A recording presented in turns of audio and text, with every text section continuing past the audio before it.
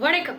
உங்களோட வாழ்க்கையில உங்க மேல பாசமே இல்லாம, உங்ககிட்ட கொஞ்சம் கூட உண்மையா நடந்துக்காத சில உறவுகள் கிட்ட நாம எப்படி நடந்துக்கணும், நாம நம்மளோட வாழ்க்கையில அவங்களுக்கு எப்படி பதிலடி குடுக்கணும் அப்படிங்கிறத பத்தி தான் இந்த வீடியோ பதிவுல பார்க்க போறேங்க.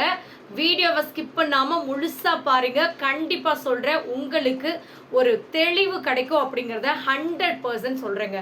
ஃபர்ஸ்ட் விஷயம் என்னன்னு கேட்டீங்கன்னா, உங்களுக்கு உண்மை இல்லாத சில உறவுகள் கிட்ட நீங்க ஏமாளியாவும் கோமாளியாவும் நடந்துக்கிட்டீங்கன்னு வச்சுக்கோங்களேன், உங்களை பார்த்து இவன் ரொம்ப பாசமானவன், இவன் ரொம்ப அன்பானவன், அக்கறையானவன் அப்படின்னு அவங்க உங்களை பார்த்து பெருமையா சொல்லுவாங்க. ஆனா நீங்க உண்மையா நடந்துக்கிட்டீங்கன்னு வச்சுக்கோங்களேன், இவன் ஒரு ஏமாளி, இவன் ஒரு பொழைக்க தெரியாதவன் அப்படின்னு தான் சில மனுஷங்க சொல்லுவாங்க. ஸோ எல்லார்கிட்டையும் நம்ம உண்மையா இருக்கணும் அப்படின்னு அவசியம் கிடையாதுங்க. சில உறவுகள் கிட்ட நாம கோமாளியா இருந்தாதான் நாம நல்லவங்க அப்படின்னு கருதப்படுவாங்க அப்படின்னா, அந்த இடத்துல அப்படி இருக்கிறது தப்பில்லைன்னு நான் நினைக்கிறேன். அதை பத்தி நீங்க என்ன நினைக்கிறீங்கன்னு மறக்காம கமெண்ட் பண்ணுங்க. என்னைக்குமே நம்மளை யார் ஒருத்தர் தேவையில்லை அப்படின்னு முடிவு பண்றாங்களோ, அந்த இடத்துல விட்டுட்டு அவங்க நம்மளை விட்டுட்டு போகணும்னு முடிவு எடுத்துட்டாங்கன்னு வச்சுக்கோங்களேன், மறுபடியும் மறுபடியும் அவங்க கிட்ட போய் அவங்கள இழுத்து பிடிச்சி நம்ம பக்கம் வச்சுக்கணும் அப்படின்னு முடிவு பண்ணிட்டீங்கன்னு வச்சுக்கோங்களேன், உங்களை காப்பாத்துறதுக்கு யார் வந்தாலும் முடியாதுங்க. ஏன்னா சில பேர் உங்களை தேவையில்லைன்னு முடிவு பண்ணதுக்கு அப்புறம் நீங்க எவ்வளோ பெரிய உண்மையை சொல்லி அவங்கள தக்க வச்சுக்கணும்னு நினைச்சாலும் அவங்க உங்களை கடைசியில குற்றவாளியா ஆக்கிட்டு டாட்டா வச்சுட்டு போய்க்கிட்டே இருப்பாங்க. அதுக்கு தான் சொல்றேங்க, சில இடத்துல நீங்க சிலர்கிட்ட ரொம்ப ஓவரா போய் கெஞ்சாதீங்க, கூத்தாடாதீங்க. நீ தான் எனக்கு வேணும் அப்படின்னு சொல்லி உனக்காக உயிரையே கொடுக்குறேன் அப்படின்னு சொல்லிலாம் ஓவரா பண்ணாதீங்க. இதை நான் ஏன் சொல்றேன்னு கேட்டீங்கன்னா, யாரும் உங்களுக்காக அந்த அளவுக்கு உயிரை கொடுக்குற அளவுக்குலாம் தயாரா இல்லை.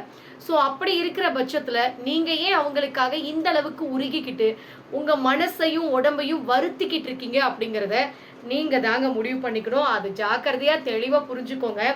என்னைக்குமே ஒருத்தருக்கு நாம எந்த அளவுக்கு நன்மைகள் செஞ்சிருந்தாலும், அவங்களுக்கு எவ்வளவுதான் நாம விட்டு கொடுத்து போயிருந்தாலும், சில சுயநலமான மனுஷங்க நம்மளை பார்த்து ஒரு வார்த்தை சொல்லுவாங்க. என்னன்னா, நீ இதுவரைக்கும் எனக்கு அப்படி என்ன பெருசா செஞ்சு கிழிச்சிட்ட, நீ எனக்கு அட்வைஸ் பண்ற, நீ எல்லாம் எனக்கு எனக்கு என்ன பார்த்து செஞ்சுட்ட அப்படின்னு சில பேரு நாம செஞ்ச நன்றிய கொஞ்சம் கூட இத்துளூண்டு கூட நினைச்சு பார்க்காம தூக்கி எறிஞ்சு பேசிட்டு போய்கிட்டே இருப்பாங்க. அப்படிப்பட்ட மனுஷங்க கிட்ட உண்மை, நேர்மை, நியாயம் இதெல்லாம் என்னைக்குமே எதிர்பார்க்காதீங்க. அதே மாதிரி அந்த மாதிரி மனுஷங்க கிட்ட நன்றியை மட்டும் கொஞ்சம் கூட எதிர்பார்க்காதீங்க. ஏன்னா இன்னைக்கு இருக்கிற காலகட்டத்துல வாங்கின நன்மைய ஒருத்தவங்க நம்மளுக்கு செஞ்ச அந்த உதவியை ரொம்ப ஈஸியா மறந்துட்டு அவங்களையே தூக்கி எறிஞ்சிட்டு கொஞ்சம் கூட குற்ற உணர்வே இல்லாம வலம் வரக்கூடிய மனுஷங்க நிறைய பேர் இருக்காங்க. ஸோ அதனால தான் உங்ககிட்ட தெளிவா சொல்றேங்க, நாம செஞ்ச நன்மைக்கு மறுபடியும் சில பேர் பிரதிபலன் செய்வாங்க, அவங்க நமக்கு திரும்ப கொடுப்பாங்க அப்படின்னு அப்படி ஒரு எதிர்பார்ப்பு உங்க மனசுக்குள்ள இருந்துச்சுன்னா இதுக்கு மேல அது எரேசர் வச்சு அழைச்சிருங்க. ஏன்னா அப்படி எதிர்பார்க்கறது நம்மளுடைய முட்டாள்தனம். ஏன்னா அப்படி எதிர்பார்த்துக்கிட்டே இருந்தோம் அப்படின்னா கடைசி வரைக்கும் நமக்கு கிடைக்கிறது வெறும் ஏமாற்றம் மட்டும்தான் அப்படிங்கிறத புரிஞ்சுக்கோங்க. ஒருத்தர் நம்மளுக்கு அறிவுரை சொல்றாங்கன்னு வச்சுக்கோங்களேன், அவங்கள பார்த்து நம்ம என்ன சொல்லுவோம், ஏன் என்ன லூசு மாதிரி வளர்ற, உனக்கெல்லாம் வேற வேலையே இல்லையா, அவனா அறிவுரை சொல்றேங்கிற பேர்ல அட்வைஸ் பண்றேங்கிற பேர்ல அப்படின்னு சில பேர் அவங்கள பார்த்து நக்கலா பேசுவாங்க. ஆனா காலம் கடந்ததுக்கு அப்புறம் நிறைய அனுபவங்கள் நமக்குள்ள வந்ததுக்கு அப்புறம் தான் சில விஷயங்கள் புரிய ஆரம்பிக்கும். அது வெறும் அறிவுரை மட்டும் கிடையாது, அவங்க நம்ம மேல வச்சிருந்த ஒரு அக்கறை அப்படிங்கிறது காலம் கடந்ததுக்கு அப்புறம் நாம எங்கேயாவது போய் பலமா அடி வாங்கிட்டு வந்ததுக்கு அப்புறம் யாராவது நம்மளுக்கு பயங்கரமா நம்பிக்கை துரோகம் பண்ணிட்டு போனதுக்கு அப்புறம் தான் நமக்கே சில விஷயங்கள் புரிய ஆரம்பிக்கும். அடடா, அவங்க அன்னைக்கு சொன்னதை நம்ம கேட்டிருந்தோம் அப்படின்னா இந்நேரத்துக்கு நம்ம நல்லா இருந்திருப்போமே அப்படிங்கிறதே நமக்கு காலம் கடந்ததுக்கு அப்புறம் தான் புரிய ஆரம்பிக்கும். அதனால தான் தெளிவா இன்னைக்கே சொல்றேன். நான் சொல்ற இந்த விஷயங்கள் எல்லாத்தையும் வெறும் அட்வைஸா நினைக்காதீங்க. ஸோ உங்களுக்கு உங்களோட சொந்தக்காரங்க, உங்களோட ஃப்ரெண்ட்ஸ் சொன்னா மட்டும்தான் அதை அறிவுரையா எடுத்துக்காதீங்க. நான் சொல்ற சில விஷயங்களை கூட நீங்க அட்வைஸா எடுத்துக்கணும்னு கூட தேவையில்லைங்க. ஜஸ்ட் உங்க மனசுக்குள்ள போட்டு வச்சுக்கோங்க. எப்பவாவது இந்த மாதிரி ஒரு சூழ்நிலை வந்துச்சு அப்படின்னா கண்டிப்பா சொல்றேன். நான் சொல்ற இந்த விஷயங்கள் எல்லாம் கொஞ்சம் நினைச்சு பாருங்க. உங்களுக்கு கண்டிப்பா ஏதாவது ஒரு விதத்துல நான் சொன்ன விஷயங்கள் எல்லாமே பயனுள்ளதா இருக்கும். ஏன்னா எல்லாரோட வாழ்க்கையிலுமே எல்லா சம்பவத்தையும் நாம அனுபவிச்சுக்கிட்டு தான் இருக்கும். அதனாலதான் உங்ககிட்ட தெளிவா சொல்றேன். வாழ்க்கையில நடக்கக்கூடிய ஒவ்வொரு சந்தர்ப்பத்திலையும் மனசு தளர விடாத, என்னடா இது வாழ்க்கை அப்படின்னு நினைக்காம இந்த வாழ்க்கையை நாம ஒரு கை பாத்திரலாம் அப்படின்னு சொல்லி நாம தைரியமா தன்னம்பிக்கையோட இருந்தோன்னு வச்சுக்கோங்களேன், எவ்வளோ பெரிய பிரச்சனை வந்தாலும் நாம ஓரம் கட்டிட்டு போய்கிட்டே இருக்கலாம். ஞாபகம் வச்சுக்கோங்க. விட்டு கொடுக்கறதும் அனுசரிச்சு போறது, எல்லாத்துக்குமே இறங்கி போறது, இது எல்லாமே ஒரு அளவு வரைக்கும் தாங்க. அப்படி இருந்தோம் அப்படின்னா நமக்கே நம்ம வாழ்க்கை மேல ஒரு பிடிப்பு வந்துடும். ஓகேடா, நாம இவங்களுக்காக விட்டு கொடுக்குறோம், அவங்க நமக்காக விட்டு கொடுக்குறாங்க, ஓகே சந்தோஷமான வாழ்க்கை அப்படின்னு நமக்கே நம்ம வாழ்க்கை மேல ஒரு சந்தோஷமான ஒரு பிடிப்பு வந்துடும். ஆனா நாம மட்டுமே விட்டு கொடுத்து நாம மட்டுமே அனுசரிச்சு இறங்கி போய்கிட்டே இருந்தோம்னு வச்சுக்கோங்களேன், கடைசியில நமக்கே நம்ம வாழ்க்கை மேல வெறுப்பு வந்துருமே தவிர பிடிப்பு வராது. அதை புரிஞ்சுக்கிட்டு உங்க வாழ்க்கையில நீங்க எப்படி நடந்துக்கணுமோ அப்படி நடந்துக்கோங்க. விட்டு கொடுத்து போறதுலாம் தப்பே கிடையாதுங்க. ஏன்னா விட்டு கொடுத்து போறதும் தட்டி கொடுத்து போறதும் தான் உண்மையான பாசமும் அன்பும் இருக்கிறது அந்த இடத்துல தான். அதே சமயத்துல அளவுக்கு மீறி நாம இறங்கி போனோம்னு வச்சுக்கோங்களேன், அந்த இடத்துல உங்க மரியாதைய நீங்களே குழி தோண்டி புதைக்கிறதுக்கு சமம். ஞாபகம் வச்சுக்கோங்க. என்னைக்குமே நீங்க விலகின இடத்துலயும், உங்களை தள்ளி விட்ட இடத்துலயும், உங்களை ஒதுக்கின இடத்துலயும் நீங்களா வெளியில வராத வரைக்கும் உங்களுக்கு நடக்கக்கூடிய அந்த அவமானத்தை யாரும் தடுக்கவே முடியாதுங்க. அதே மாதிரி அவமானம் அப்படிங்கிற அந்த வலைக்குள்ள நீங்க போய் சிக்கிக்கிட்டீங்கன்னா உங்களை காப்பாத்துறதுக்கு ஒருத்தரும் வரமாட்டாங்க. அதனாலதான் பல தடவை சொல்றேன், மதியாதார் தலைவாசல் மிதியாதேன்னு சொல்லுவாங்க பாத்தீங்களா. என்னைக்குமே உங்களுக்கு மதிப்பு இல்லாத இடத்துல உங்க முகத்தை கூட திருப்பி பார்க்காதீங்க.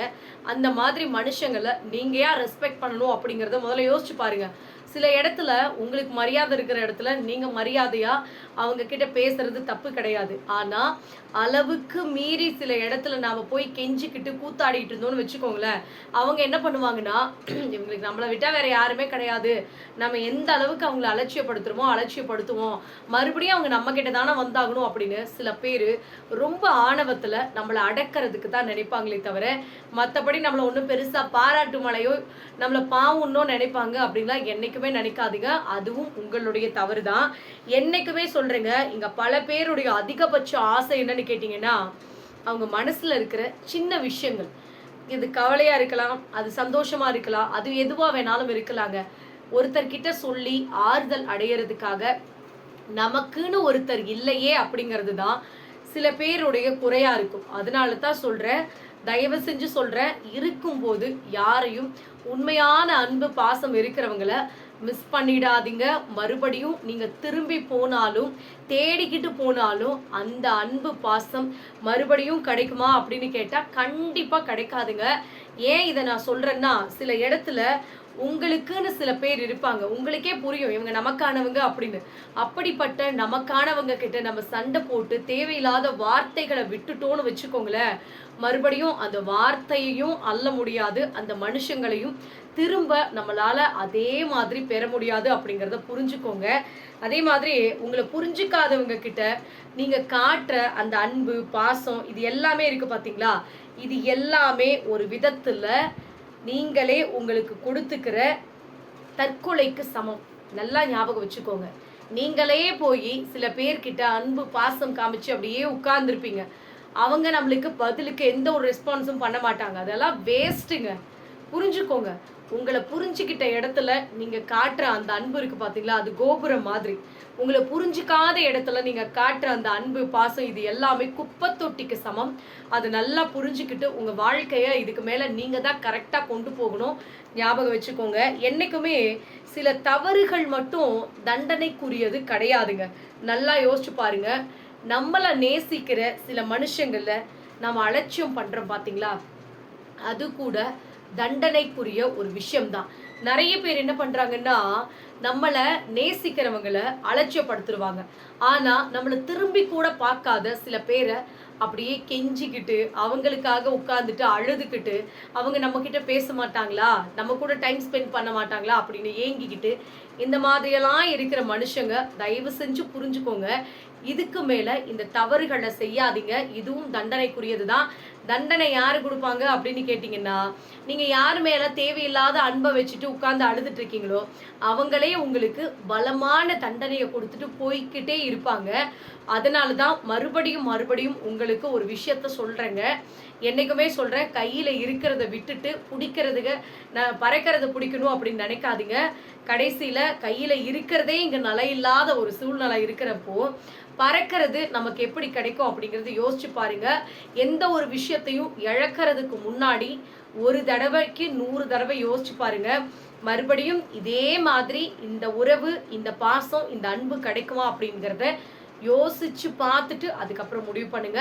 ஸோ இந்த வீடியோ பதிவு கண்டிப்பா உங்களுக்கு பயனுள்ளதா இருக்கும் அப்படின்னு நம்புறேன். அப்படி இருந்துச்சுன்னா மறக்காம லைக் பண்ணுங்க, ஷேர் பண்ணுங்க, கமெண்ட் பண்ணுங்க, சப்ஸ்கிரைப் பண்ணுங்க. நன்றி, வணக்கம்.